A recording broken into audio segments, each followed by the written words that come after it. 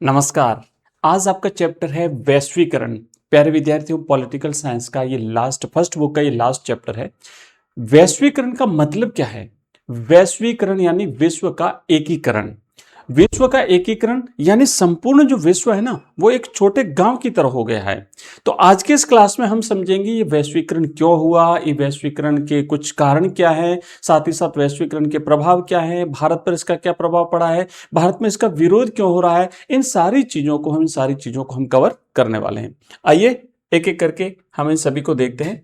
ध्यान से समझना है। अगर आप इस चैप्टर को कंप्लीटली समझना चाहते हो प्यारे विद्यार्थियों, बिल्कुल भी स्किप मत करिए, आपको सब कुछ समझ में आ जाएगा।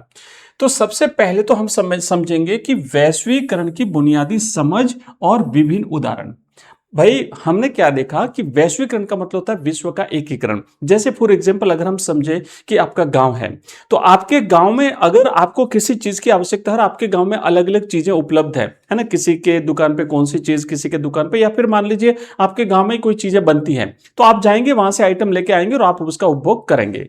तो वर्तमान में यही चीज पूरे विश्व के साथ हो रही है। विश्व के किसी भी कोने में जो चीज उत्पादित की जाती है, उस चीज को आप अपने घर बैठे उसका यूज कर सकते हो, चाहे वो दुनिया के किसी भी कोने में हो। तो इसी को हम वैश्वीकरण कहते हैं। और आइए अच्छी तरह से समझते हैं। पहले कुछ उदाहरण समझिए। आप कि भाई वैश्वीकरण आखिर कैसे समझेंगे हम।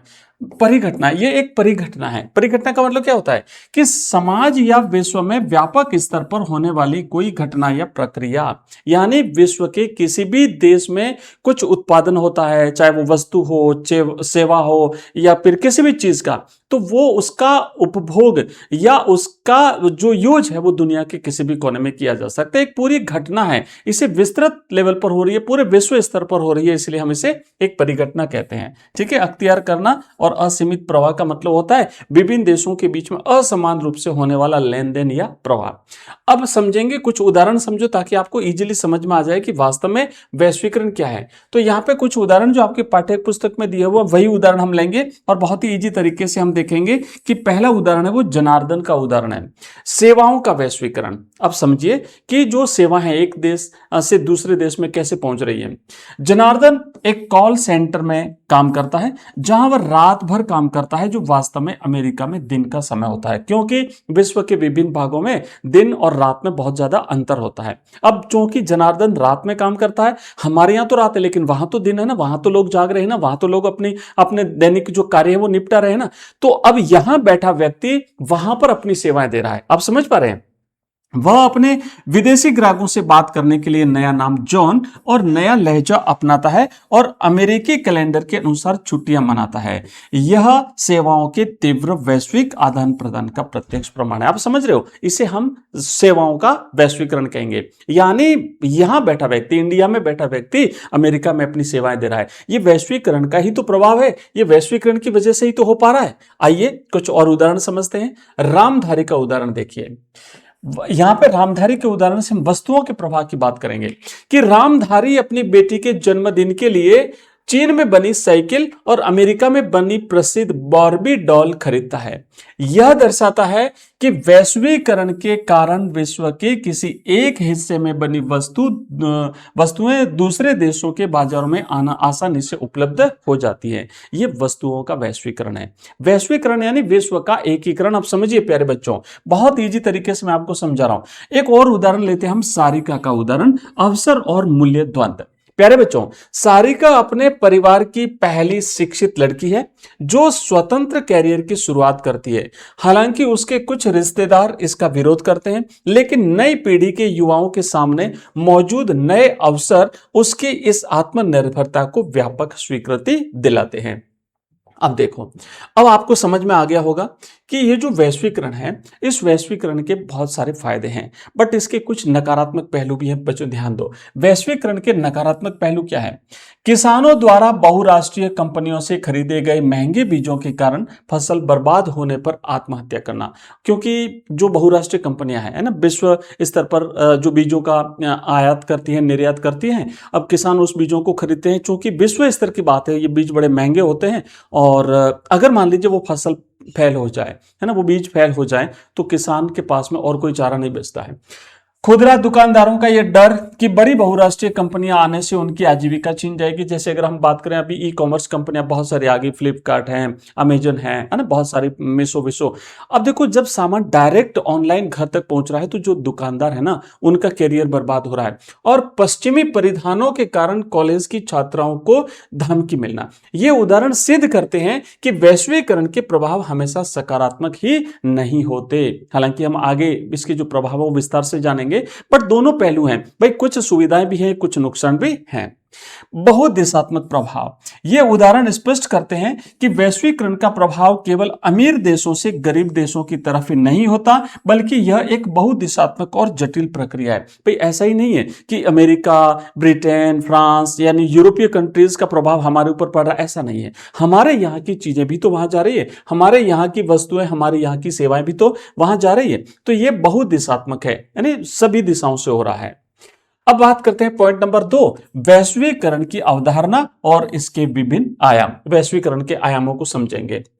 बहुआयामी अवधारणा का मतलब क्या है? वैश्वीकरण जो है ना, ये बहुआयामी अवधारणा है। कैसे बहुआयामी? यानी यह विषय जिसके राजनीतिक, आर्थिक, सांस्कृतिक और सामाजिक जैसे कई अलग अलग पहलू हैं। हम इस वैश्वीकरण को राजनीतिक दृष्टिकोण से भी देखेंगे, हम इसे आर्थिक, इसके प्रभाव, नुकसान सब कुछ देखने वाले हैं, सांस्कृतिक पहलू को भी ध्यान में रखते हैं। तो इसीलिए इसे बहुआयामी प्रक्रिया जो है वो कह सकते हैं हम।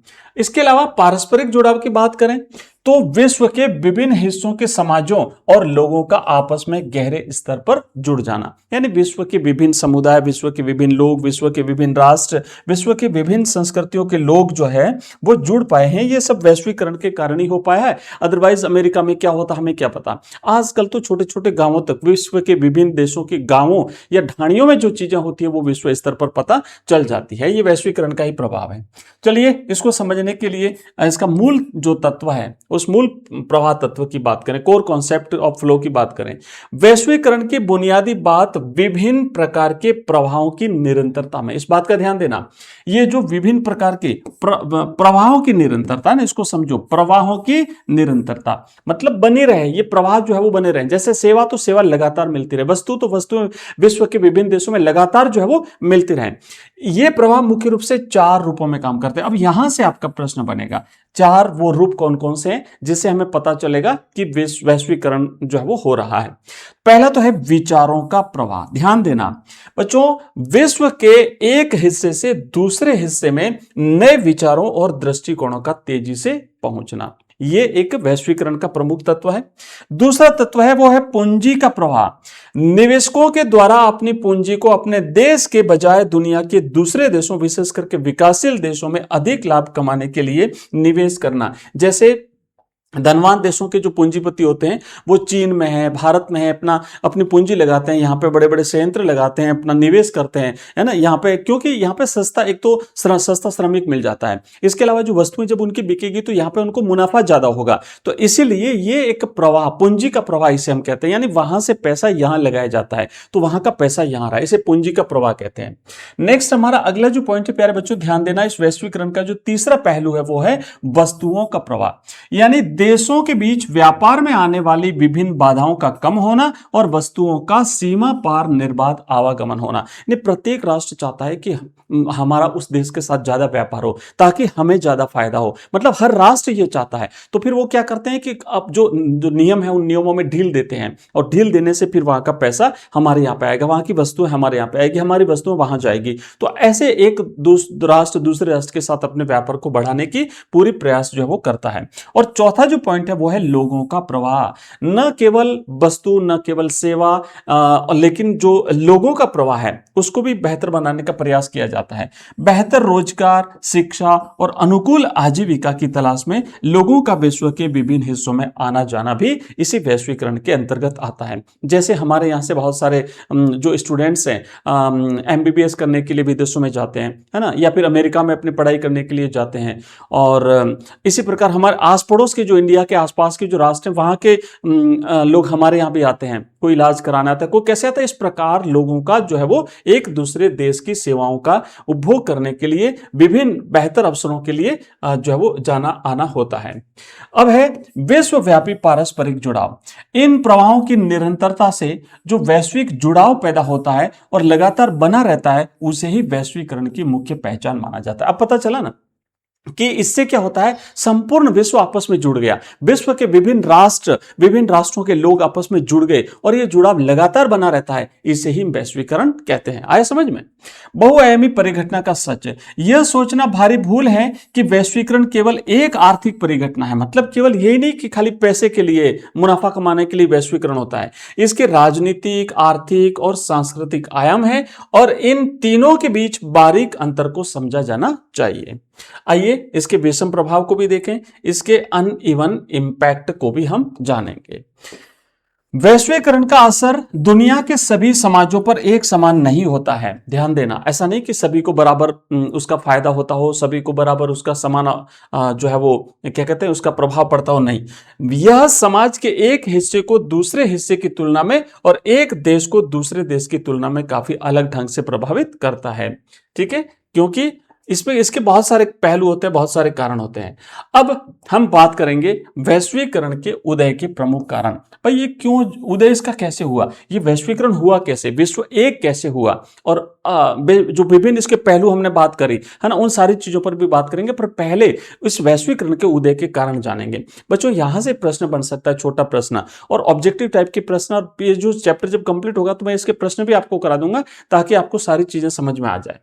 देखो ठीक है, ये पहले बात तो कि ये एक अपरिहार्य है और राष्ट्रवाद की अवधारणा, और इनको छोड़ो, ये तो शब्दार्थ जो है वो यहां पे लिए हैं। अब बात यहां से करेंगे कि वैश्वीकरण के कारण क्या है। तो पहला कारण, अब आप यहां से है ना पॉइंट वाइज नोट करना शुरू करो। पहला कारण तो हो गया प्रौद्योगिकी का अप्रतिम योगदान। सबसे ज्यादा जो योगदान है इस वैश्वीकरण में वो है टेक्नोलॉजी का, वो है प्रौद्योगिकी का। प्यारे बच्चों ध्यान दो कि हालांकि वैश्वीकरण के लिए कोई एक कारण जिम्मेदार नहीं है, लेकिन प्रौद्योगिकी अपने आप में एक अनिवार्य और अपरिहार्य कारण साबित हुई है। टेक्नोलॉजी आज बढ़ गई, आपने देखा विश्व के किसी भी कोने में बैठा व्यक्ति किसी भी व्यक्ति से संपर्क कर सकता है, मतलब विद इन सेकेंड्स। आज से कुछ साल पहले बहुत ज्यादा समय लगता था, और उससे पहले तो हम सोचो बहुत मुश्किल काम था, है ना, एक स्थान से दूसरे स्थान पर संपर्क करने के लिए। बट टेक्नोलॉजी ने ये बिल्कुल इजी कर दिया। ऐसे लगा जैसे हम एक ही कमरे में बैठे हैं। पहले तो ये कहते थे एक गांव, अब तो एक गांव भी नहीं बल्कि एक कमरे में बैठे, ऐसी कंडीशन आज तो कर दी है।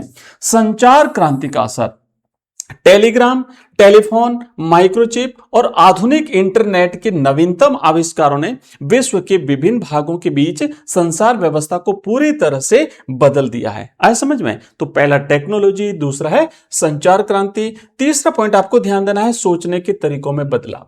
सोचने के तरीकों में बदलाव, ये हमारा तीसरा पॉइंट है। तकनीकी प्रगति न केवल भौतिक उत्पादन को प्रभावित करती है, बल्कि यह हमारे स्वयं के बारे में सोचने और हमारे सामूहिक सामाजिक जीवन के तौर तरीकों को भी बदल देती है। नेक्स्ट है प्रवाह की गतियों में अंतर। विचार, पूंजी और वस्तुओं की गतिशीलता बहुत तेज है, जबकि विकसित देशों की प्रतिबंधात्मक नीतियों के कारण लोगों के प्रवाह की गति अपेक्षाकृत कम और नियंत्रित होती है। यानी वस्तुओं और सेवाओं में तो कोई समस्या नहीं है, बट व्यक्तियों के प्रवाह में थोड़ा सा ये जो है वो कठिनाई उत्पन्न होती है। वैश्विक अंतर संबंधों की साझा चेतना। आज विश्व के लोग महसूस करते हैं कि वे आपस में जुड़े हुए हैं। महामारी या सुनामी जैसी प्राकृतिक आपदाओं में राष्ट्रीय सीमाओं को ध्यान में न रखते हुए लोग एक दूसरे के साथ जो है वो सहयोग करने तक सीमित नहीं रहती है, बल्कि उनका प्रभाव और मुकाबला पूरे विश्व में एक साथ महसूस किया जाता है। ठीक है, तो ये कुछ कारण थे हमने देखे वैश्वीकरण के, इससे जो है वो वैश्वीकरण काफी तेज गति से हो पाया है। अब वैश्वीकरण के राजनीतिक प्रभाव, अब हम वैश्वीकरण के अलग अलग प्रभावों की बात करेंगे। राजनीतिक प्रभाव, इसके आर्थिक प्रभाव, इसके सांस्कृतिक प्रभाव। पहले बात करते हैं हम इसके वैश्वीकरण के राजनीतिक प्रभावों की। तो बच्चों ध्यान दो, पहला है न्यूनतम हस्तक्षेपकारी राज्य। ये वैश्वीकरण की वजह से हो पाया। न्यूनतम हस्तक्षेपकारी राज्य यानी राज्य कम से कम हस्तक्षेप करेगा। ठीक है, यह वह राज्य जो केवल कानून व्यवस्था और सुरक्षा जैसे अनिवार्य कार्यों तक ही खुद को सीमित रखता है, इसे हम कहते हैं न्यूनतम हस्तक्षेपकारी राज्य। यानी सरकार ज्यादा दखल न दे, मार्केट को खुला छोड़े ताकि मार्केट जो है वो अपने हिसाब से काम करे, है ना। सरकार को केवल सुरक्षा तक जो है वो सीमित रहना चाहिए। ये वैश्वीकरण के कारण हो पाया, क्योंकि विश्व के कुछ राष्ट्रों में ऐसा हुआ तो बाकी वहां की प्रगति जब ज्यादा हुई तो उसको धीरे धीरे दूसरे देशों ने भी अपनाया। कल्याणकारी राज्य का पतन, कमजोर राज्य का तर्क। वैश्वीकरण के कारण पूरी दुनिया में कल्याणकारी राज्य की धारणा कमजोर हुई। मतलब पहले ये माना जाता था कि जो कल्याणकारी योजना है वो सरकार ही चलाएगी, सरकार ही लोगों का भला करेगी, और उसकी जगह न्यूनतम हस्तक्षेपकारी राज्य ने ले ली। तो अब ये कल्याणकारी राज्य की अवधारणा किसने ले ली? न्यूनतम, यानी सरकार कम से कम हस्तक्षेप करे, राज्य कम से कम हस्तक्षेप करे। सीमित राजकीय कार्य। अब राज्य अब खुद को कानून और व्यवस्था बनाए रखने और अपने नागरिकों की बाहरी देशों से सुरक्षा करने जैसे बुनियादी कार्यों तक सीमित रखता है। बाजार की प्रधानता। राज्य ने खुद को आर्थिक और सामाजिक कल्याण के उन कार्यों से पीछे खींच लिया है जो वह पहले करता था। अब बाजार ही सामाजिक आर्थिक प्राथमिकताओं का मुख्य निर्धारक बन गया है। बहुराष्ट्रीय निगमों का प्रभुत्व। दुनिया भर में फैली विशाल बहुराष्ट्रीय कंपनियों की भूमिका बढ़ने से सरकारों की अपने दम पर स्वतंत्र नीतियां बनाने की क्षमता में भी कमी आई है। अब ये सारी चीजें वैश्वीकरण के प्रभाव की वजह से हो रही है और हम इसके अभी जो है वो प्रभाव देख रहे हैं। राज्य के राजनीतिक प्रभाव हम देख रहे हैं। राज्य की संप्रभुता का बरकरार रहना, यानी मजबूत राज्य का तर्क। इस बदलाव के बावजूद राजनीतिक समुदाय के रूप में राज्य की संप्रभुता में कोई गंभीर चुनौती नहीं मिली है। राष्ट्रों के बीच आज भी पुरानी ईर्ष्या और प्रतिद्वंदिता मौजूद है। और अनिवार्य कार्यों की निरंतरता। कानून व्यवस्था और राष्ट्रीय सुरक्षा सुनिश्चित करने के लिए राज्य आज भी सर्वोपरि हैं और वे सोच समझकर केवल उन्हीं क्षेत्रों से पीछे हट रहे हैं जहां उनकी इच्छा है। ठीक है, मतलब भले ही वैश्वीकरण हो रहा है और राज्य की अब ज्यादा जरूरत महसूस नहीं की जा रही, बट फिर भी सरकारें जरूरी है, क्योंकि राष्ट्र की सुरक्षा कौन करेगा, है ना। लोगों की सुरक्षा कौन करेगा, लोगों के हितों की सुरक्षा कौन करेगा। नहीं तो फिर जो ज्यादा धनवान राष्ट्र हैं, ज्यादा पैसे वाले हैं, जिनका जो विकसित राष्ट्र है, वो फिर अपने प्रभाव से जो है बाकी देशों को लूटेंगे। अत्याधुनिक तकनीक से राजकीय क्षमता में वृद्धि। वैश्वीकरण के फलस्वरूप राज्यों की ताकत में वृद्धि भी हुई है। आधुनिक सूचना तकनीक के बल पर राज्य अब अपने नागरिकों के बारे में बेहद सटीक जानकारी जुटा सकते हैं, जिससे शासन अधिक प्रभावी, सुदृढ़ और ताकतवर हो गया है। नेक्स्ट पॉइंट देखो, वैश्वीकरण के आर्थिक प्रभाव। अभी हमने वैश्वीकरण के राजनीतिक प्रभाव देखे, अब हम इसके आर्थिक प्रभाव देखते हैं। ठीक है, उपनिवेशीकरण। अच्छा, एक शब्द आता है उपनिवेशीकरण का मतलब क्या होता है कि किसी शक्तिशाली देश के द्वारा अब किसी दूसरे देश पर जो नियंत्रण स्थापित कर उसका शोषण किया जाता है, उसका आर्थिक शोषण किया जाता है, वो उपनिवेशीकरण कहलाता है। जैसे आजादी से पहले इंडिया ब्रिटेन का एक उपनिवेश था।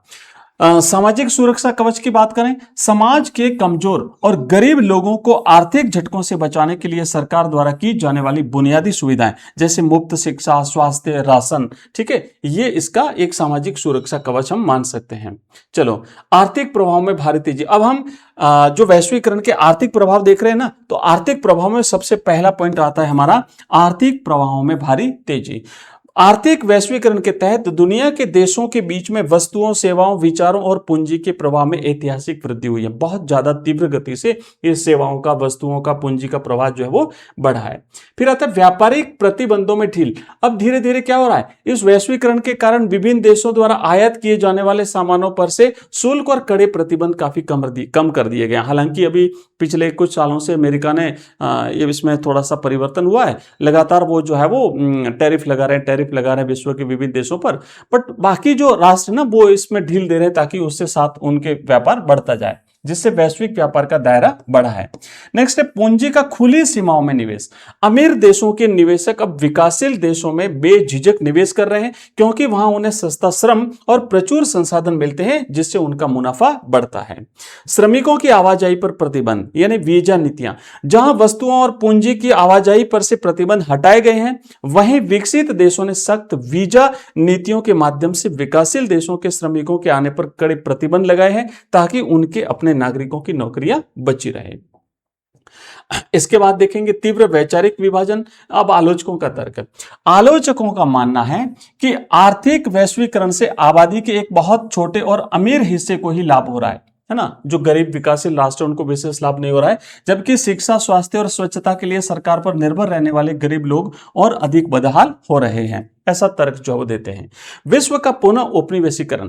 कई प्रसिद्ध अर्थशास्त्रियों ने इस प्रकार के थोपे गए आर्थिक वैश्वीकरण को विश्व का पुनः औपनिवेशीकरण कहा कि भाई देखो, पिछले जैसे कुछ वर्षों पहले जिस तरीके से अमीर राष्ट्रों ने दूसरे राष्ट्रों में अपने उपनिवेश स्थापित कर दिए थे, उनका शोषण किया जा रहा था, तो ये एक प्रकार का आर्थिक औपनिवेशीकरण है। जो विकासशील राष्ट्र, जो कम विकसित राष्ट्र हैं, एक प्रकार से उनको घेरने की कोशिश है, ये तर्क दिया जाता है, जिससे गरीब देश आर्थिक रूप से पूरी तरह से तबाह हो जाएंगे, ये ऐसा तर्क देते हैं। और नेक्स्ट जो आर्थिक औपनिवेशीकरण की जो बात है, उसमें एक पॉइंट आता है सुरक्षा कवच की मांग। सामाजिक न्याय के समर्थकों का तर्क है कि वैश्वीकरण के दुष्प्रभावों से गरीबों को बचाने के लिए सामाजिक सुरक्षा कवच तैयार किया जाना चाहिए। हालांकि आंदोलनों का मानना है कि यह सुरक्षा कवच भी काफी नहीं होगा। और समर्थकों का तर्क, आर्थिक समृद्धि का दावा, भाई इसके कुछ विरोधी भी हैं, कुछ समर्थक भी हैं। तो विरोधियों ने तो क्या कह दिया कि एक प्रकार का एक पुनः वैश्वीकरण है और एक प्रकार से गरीब देशों का नुकसान हो रहा है। बट इसके जो समर्थक हैं वैश्वीकरण के, आर्थिक वैश्वीकरण के, वो क्या करते हैं? समर्थकों का मानना है कि खुली प्रतिस्पर्धा और व्यापार से देश की समृद्धि बढ़ती है, इससे प्रत्येक देश को अपनी सर्वश्रेष्ठ आर्थिक क्षमता दिखाने का अवसर प्राप्त होता है। तो भाई इसके नफा भी है, इसके नुकसान भी है, सारी चीजें देख करके जो है वो इसे हमें अपनाना होगा। नेक्स्ट, अब हमारा तीसरा है वैश्वीकरण के सांस्कृतिक प्रभाव। देखो, हमने वैश्वीकरण के राजनीतिक प्रभाव देख लिए, हमने वैश्वीकरण के आर्थिक प्रभाव देख लिए, और हम देखेंगे वैश्वीकरण के सांस्कृतिक प्रभाव। प्यारे बच्चों ध्यान दो, सांस्कृतिक समरूपता क्या होता है? विश्व की विभिन्न अनूठी संस्कृतियों का धीरे धीरे समाप्त होकर के एक समान पश्चिमी ढांचे में ढल जाना।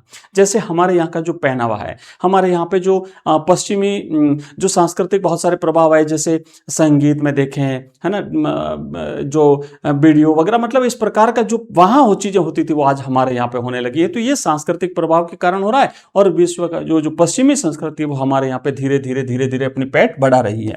सांस्कृतिक वैभिन्नीकरण, बाहरी संस्कृतियों के मेल से स्थानीय संस्कृति का और अधिक समृद्ध, अनूठा और विशिष्ट हो जाना, दोनों चीजें हो रही है। उसका प्रभाव भी है और एक प्रकार से विशिष्टीकरण भी आ रहा है। सांस्कृतिक समरूपता का खतरा। वैश्वीकरण के सांस्कृतिक प्रभावों को लेकर के यह डर बहुत गहरा है कि यह प्रक्रिया दुनिया की समृद्ध और सांस्कृतिक विविधताओं को नष्ट कर देगी। दूसरा पॉइंट है पश्चिमी सांस्कृतिक वर्चस्व, मैकडॉनल्डीकरण जिसे कहते हैं। सांस्कृतिक समरूपता वास्तव में किसी नई वैश्विक संस्कृति का जन्म नहीं है, बल्कि यह पूरी दुनिया पर पश्चिमी जीवन शैली को थोपना है। इसे विचारकों ने मैकडॉनल्डीकरण का, विशेष करके कि अमेरिका की संस्कृति पूरे विश्व के ऊपर थोपी जा रही है। अमेरिकी जीवन शैली का अंधानुकरण, नीली जींस पहनना, बर्गर खाना या पश्चिमी संगीत सुनना अमेरिकी संस्कृति प्रभुत्व की गहराई को प्रदर्शित करता है, जो पूरी मानवता की सांस्कृतिक धरोहर के लिए एक प्रकार से चिंताजनक है। नेक्स्ट पॉइंट बात करेंगे, ये सभी सांस्कृतिक वैश्वीकरण के प्रभाव हैं जो हम यहां पे देख पा रहे हैं। संस्कृति की गतिशील प्रकृति, सकारात्मक दृष्टिकोण अगर हम देखें तो प्यारे बच्चों, संस्कृति कोई निर्जीव वस्तु नहीं है। हर संस्कृति हमेशा बाहरी प्रभावों को ग्रहण करती है और खुद को परिष्कृत करती है, मतलब अपने आप को और ज्यादा जो है मजबूत बनाती, कहने का मतलब है। बाहरी प्रभाव हमेशा नुकसानदेह नहीं होते। ये इसके कुछ जो समर्थक हैं वो इसका जो है वो तर्क देते हैं। विकल्पों का विस्तार, विदेशी खाद्य पदार्थों जैसे बर्गर के आने से हमारे पारंपरिक भोजन जैसे मसाला डोसा का विकल्प समाप्त नहीं होता, बल्कि हमारी भोजन की पसंद में एक और विकल्प जुड़ गया। जिसको बर्गर खाना है बर्गर खाएगा, जिसको इडली डोसा खाना इडली डोसा खाएगा। संस्कृतियों का अनूठा संगम, नीली जींस के ऊपर हाथ से बुने खादी के कुर्ते को पहनना सांस्कृतिक संस्करण का एक बेहतरीन उदाहरण है। जींस पहनी है लेकिन ऊपर का पहनावा हमारा, तो ये एक नया गठजोड़ पैदा हो गया। मजेदार बात यह है कि अब इस अनूठे पहनावे को वापस उन्हीं पश्चिमी देशों में निर्यात किया जा रहा है जिन्होंने हमें नीली जींस दी थी। भाई उनकी जींस हमारे यहाँ आई, हमने जींस पहनना शुरू कर दिया। हमें डर लगा कि कब उनका पहनावा आ जाएगा, हमारे यहाँ का जो पहनावा था जैसे धोती समाप्त हो जाएगा, बट ऐसा नहीं हुआ। ऊपर का जो कुर्ता वो तो हमारे यहाँ का, अब दोनों का बढ़िया कॉम्बिनेशन हो गया, तो अब वहां के लोग भी कुर्ता पहनने लग गए। तो ये दोनों दिशाओं में होता है, कहने का मतलब। अब यहां पे देखो नेक्स्ट, सांस्कृतिक वैभिन्नीकरण का उदाहरण। वैश्वीकरण का एक विपरीत प्रभाव यह भी है कि विभिन्न संस्कृतियां बाहरी प्रभावों के साथ मिलकर और अधिक विशिष्ट, अनूठी और विविध होती जा रही हैं। अब बात करेंगे हम भारत और वैश्वीकरण की, यानी भारत पर वैश्वीकरण का क्या दुष्प्रभाव पड़ा, क्या सकारात्मक प्रभाव पड़ा, और भारत में इसका विरोध जो है वो किसने किया। हाँ, संरक्षणवाद पे सबसे पहले अपने देश के उद्योगों को विदेशी प्रतिस्पर्धा से बचाने के लिए आयात पर भारी शुल्क लगाना और बाहरी निवेश को रोकना। सरकार पूरी कोशिश कर रही है कि हमारे यहाँ के उद्योग बर्बाद नहीं हो जाए, तो वो जो बाहरी वस्तुएं होती है उस पर शुल्क लगाती है। और आपने देखा होगा अमेरिका ने इसी का हवाला देकर के भारत पर जो है वो टैरिफ लगाया, दुनिया के विभिन्न देशों पर लगाया कि आज तक इन्होंने हमारा बहुत नुकसान किया, इसलिए अब हम इन पर टैरिफ लगाएंगे। इसी प्रकार हिंदू वृद्धि दर स्वतंत्रता के बाद के शुरुआती दशकों में भारत की बेहद धीमी आर्थिक विकास दर को दर्शाने वाली अनौपचारिक शब्द है। मुख्य पॉइंट्स अब हम बात करेंगे कि ये जो हमारा भारत और वैश्वीकरण की जो हम बात करते हैं, इसका पहला पॉइंट है ऐतिहासिक पृष्ठभूमि के रूप में हम देखेंगे कि भारत का सदियों से वस्तुओं, विचारों, पूंजी और लोगों के वैश्विक आदान प्रदान में महत्वपूर्ण स्थान रहा है। औपनिवेशिक काल में भारत कच्चे माल का निर्यातक और ब्रिटेन के बने बनाए माल का आयातक देश बन गया था।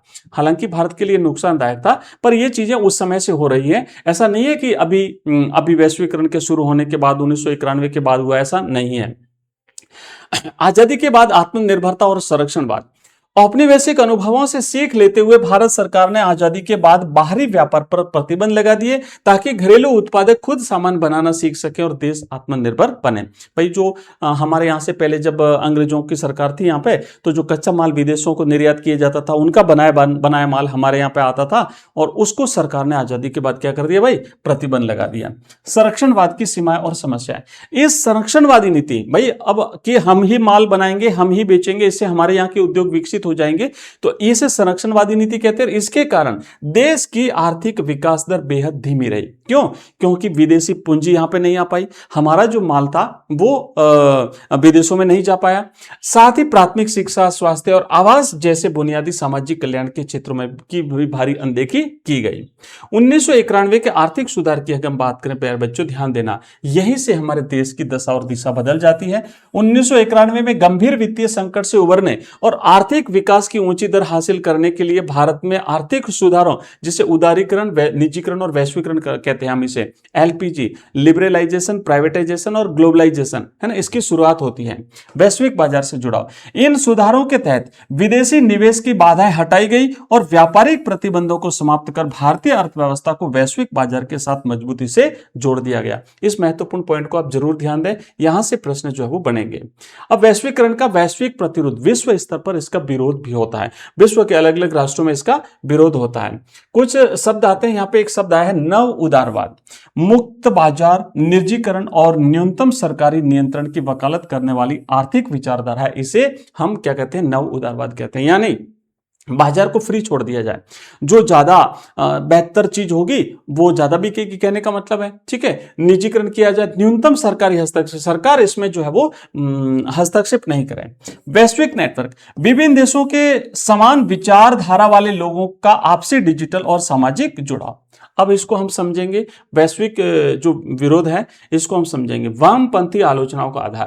भाई वामपंथी इसकी आलोचना क्यों करते हैं, तो ध्यान दो कि वामपंथी विचारधारा के आलोचकों का तर्क है कि वर्तमान वैश्वीकरण विश्वव्यापी पूंजीवाद की एक ऐसी अवस्था है जो अमीर को और अधिक धनी और गरीब को और अत्यधिक गरीब बनाती है, ये वामपंथी विचारधारा कहती है। दक्षिणपंथी चिंताएं, सांस्कृतिक और राजनीतिक संरक्षण। दक्षिणपंथी आलोचक मुख्य रूप से अपनी पारंपरिक संस्कृति की हानि, सदियों पुरानी जीवन मूल्यों के पतन और राज्य की संप्रभुता की कमजोर होने से बेहद चिंतित हैं। वे चाहते हैं कि कुछ क्षेत्रों में आर्थिक आत्मनिर्भरता और संरक्षणवाद फिर से स्थापित हो पाए। नेक्स्ट है सिएटल विरोध प्रदर्शन। ध्यान देना बच्चों यहां पे कि 1999 में सिएटल में विश्व व्यापार संगठन WTO की मंत्री स्तरीय बैठक के दौरान बड़े पैमाने पर विरोध प्रदर्शन हुए। प्रदर्शनकारियों का तर्क था कि वैश्विक आर्थिक नीतियों में विकासशील देशों के हितों की घोर उपेक्षा की जा रही है। जो पूंजीवादी राष्ट्र हैं, जो धनवान राष्ट्र हैं, उनको ज्यादा फायदा हो रहा है। वर्ल्ड सोशल फोरम, इसको जरूर ध्यान देना, यहां से एक प्रश्न बनेगा। यह नव उदारवादी वैश्वीकरण के विरोध का एक बड़ा अंतरराष्ट्रीय साझा मंच है, जिसमें मानवाधिकार कार्यकर्ता, पर्यावरणविद, मजदूर, महिला और युवा संगठन एकजुट होकर के वैश्वीकरण का शांतिपूर्ण विरोध करते हैं। WSF की महत्वपूर्ण बैठकें, प्रथम बैठक 2001 में ब्राजील के पोर्टो एलेग्रे में हुई थी, यहां से प्रश्न पढ़ेंगे। चतुर्थ बैठक 2004 में भारत में हुई थी और नवीनतम बैठक 2024 में नेपाल में आयोजित की गई है। ठीक है, अब भारत में वैश्वीकरण का प्रतिरोध, बायोपायरेसी, किसी देश के पारंपरिक ज्ञान या वनस्पतियों को बिना अनुमति की विदेशी कंपनियों द्वारा अपने नाम से जो पेटेंट करा लेने की जो प्रक्रिया है उसे बायोपायरेसी कहते हैं। प्यारे बच्चों ध्यान दो, साम्राज्यवाद का नया रूप, आर्थिक वैश्वीकरण को बहुराष्ट्रीय कंपनियों के जरिए विकासशील देशों को नियंत्रित करने का एक नया माध्यम माना जाता है। अब राजनीतिक और सामाजिक मंचों के द्वारा विरोध, अगर हम बात करें हमारे भारत के संदर्भ में, तो भारत में वैश्वीकरण के खिलाफ वामपंथी राजनीतिक दलों और इंडियन सोशल फोरम जैसे मंचों से निरंतर आवाजें उठती हैं। मजदूर और किसान संगठनों का आंदोलन, देश के औद्योगिक श्रमिकों और किसान यूनियनों ने भारत में बहुराष्ट्रीय निगमों के प्रवेश और उनके एकाधिकार पर सड़क से संसद तक कड़ा विरोध दर्ज कराया है। पारंपरिक वनस्पतियों के पेटेंट का विरोध, जैसे नीम की अगर हम बात करें तो यह बहुत ही जटिल एक समस्या है। अब ध्यान देना कि अमेरिका और यूरोपीय कंपनियों द्वारा भारत के औषधीय गुणों से भरपूर नीम और हल्दी का पेटेंट कराने के प्रयासों का भारत में पुरजोर और सफल विरोध हुआ। उन्होंने पेटेंट कराने का प्रयास किया तो भारत ने विरोध किया, भाई हमारे यहाँ पे हम सदियों से इन चीजों को दवाई के रूप में और इस तरीके से हम औषधि के रूप में काम में लेते हैं, तो उसका विरोध किया और उसमें सफलता भी मिली। सांस्कृतिक स्तर पर दक्षिणपंथी समूहों का प्रतिरोध, दक्षिणपंथी खेमों के द्वारा विदेशी टीवी चैनलों के अंधाधुंध प्रसार, स्कूल कॉलेजों में पश्चिमी पोशाकों के प्रति बढ़ते रुझान और भारतीय संस्कृति के प्रतिकूल वैलेंटाइन डे जैसे उत्सवों को मनाने का कड़ा सांस्कृतिक विरोध किया जाता है ना। ये इस प्रकार के हमारे यहाँ पे जो है वो विरोध इनके चलते हैं। तो प्यारे बच्चों, ये हमारा चैप्टर था वैश्वीकरण। बच्चों, इस चैप्टर के कंप्लीट नोट्स अगर आप चाहते हैं तो आप हमारा ऐप डाउनलोड करिए, जहां पर आपको चैप्टर वाइज हर चैप्टर के बिल्कुल सेम एज इट इज ये नोट्स आपको मिलेंगे। टू द पॉइंट आपको नोट्स हैं, इसमें कुछ भी चीज आपकी छूटेगी नहीं। आप इन नोट्स को डाउनलोड करके प्रिंट भी ले सकते हैं। इसके अलावा आपको वहां पे हमारे टेस्ट सीरीज मिलेगी। ये जो कंप्लीट चैप्टर है, इस चैप्टर के 2 टेस्ट हमने बनाए, प्रत्येक चैप्टर के 30-30 प्रश्नों के। आप वहां पे टेस्ट देंगे, टेस्ट सबमिट करते ही आपको अपना रिजल्ट मिलेगा। रिजल्ट में आपको पता चलेगा कितने सवाल राइट हुए, कितने गलत हुए, जो गलत हुआ उसका राइट आंसर क्या है। और 2 घंटे के बाद में अगर आप वहां पे जाके देखेंगे तो आपको अपनी रैंक भी पता चलेगी कि आप इन टोटल बच्चों में रैंक कहां कर रहे हैं, आपसे आगे कितने बच्चे, आपसे पीछे, आपका नंबर कहां पर है। तो इस तरीके से सारी चीजें आपको हमारे ऐप में मिलेगी। और ऐप डाउनलोड करने के लिए आप हमारे व्हाट्सएप ग्रुप और टेलीग्राम चैनल को ज्वाइन कर लीजिए, जिसका लिंक इस वीडियो के डिस्क्रिप्शन में दिया हुआ है। बच्चों, आपको नेक्स्ट कौन सा टॉपिक पढ़ना है आप मुझे बताइए, ताकि मैं आपके लिए नेक्स्ट टॉपिक तैयार कर सकूं। और मिलते हैं अगले क्लास में, तब तक ऐसे ही आप पढ़ते रहिए। धन्यवाद।